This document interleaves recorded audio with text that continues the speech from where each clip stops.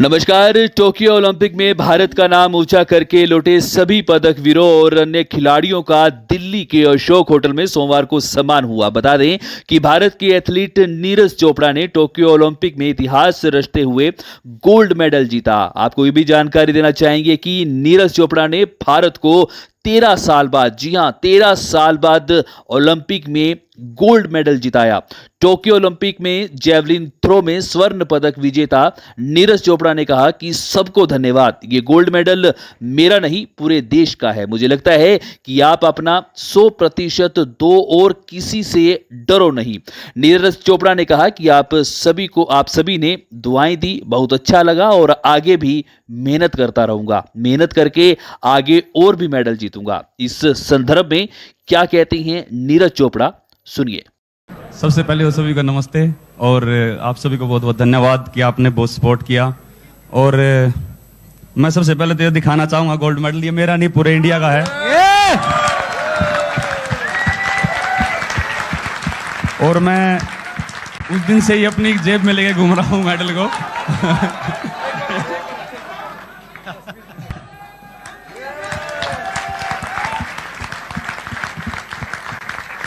मैं सही बताऊं तो उस दिन से सही तरह से सो नहीं पाए हैं, खा नहीं पाए हैं, लेकिन जब भी मैं एकदम इसको निकाल के देख लेता हूं ऐसा लगता है कि यार सब ठीक है, कोई दिक्कत नहीं। और मैं ये बताना चाहूंगा कि मेहनत तो अच्छी हुई थी, लेकिन कहीं ना कहीं ये था मन में कि यार बहुत तगड़े कॉम्पिटिटर है हमारे। और मेरी वर्ल्ड रैंकिंग 4th चल रही थी और कंपटीशन बहुत ज़बरदस्त था वहाँ पे। लेकिन क्वालिफिकेशन राउंड में जैसी थ्रो लगी और उसके बाद मुझे लगा कि नहीं ये मेरे लाइफ का सबसे जो तगड़ा मौका है ओलंपिक्स, और ये मैं नहीं छोड़ूंगा। और मुझे लगता है कि अपोनेंट को देख के और कॉम्पिटिटर को देख के कभी भी घबराना नहीं चाहिए। और ये मैंने एक्सपीरियंस किया है मेरे पहले ओलंपिक में, क्योंकि इतना अच्छा कंपटीशन होने के बावजूद भी और इतने अच्छे एथलीट होने के बावजूद भी हमने गोल्ड जीता है। तो मुझे लगता है कि बस अपना 100% दो और किसी से घबराओ मत।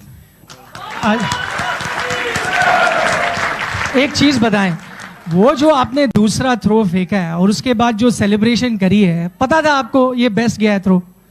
बिल्कुल जी, वो जो शरीर का एफर्ट लगता है तो पता लग जाता है कि हाँ ये थ्रो कुछ अलग है। और मुझे लगा था कि ये मेरा पर्सनल बेस्ट थ्रो है, लेकिन वो थोड़ा उससे कम था।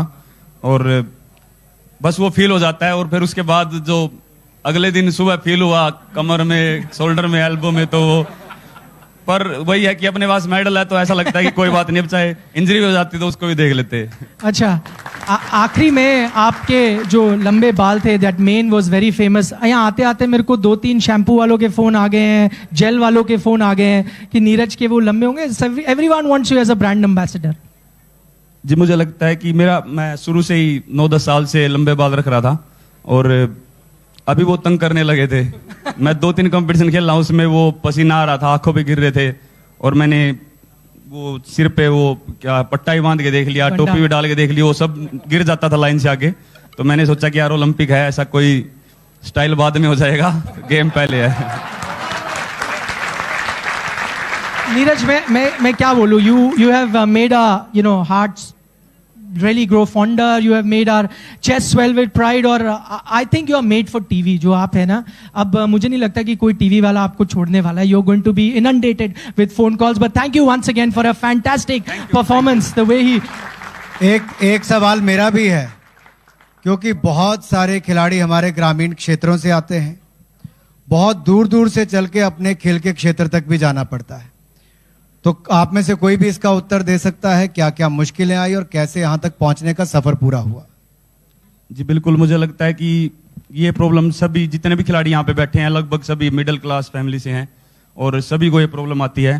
लेकिन मैं बोलता हूँ कि उनकी फैमिली का सबसे बड़ा हाथ होता है कि वो पैसे से चाहे उनको सपोर्ट नहीं कर सकते, लेकिन वो जब ये बोलते हैं ना कि तुम बस खेलो, कोई बात नहीं, रिजल्ट देखा जाएगा, तो वो बहुत जरूरी होता है। और मुझे लगता है कि वो जो एक स्ट्रगल होता है और वो जो कमी होती है पैसों की भी या स्टेडियम की, वो कहीं ना कहीं एक एथलीट में आग पैदा करती है कि हाँ हमारे पास इस चीज की कमी है और हमें मेहनत करके इसको पूरा करना है।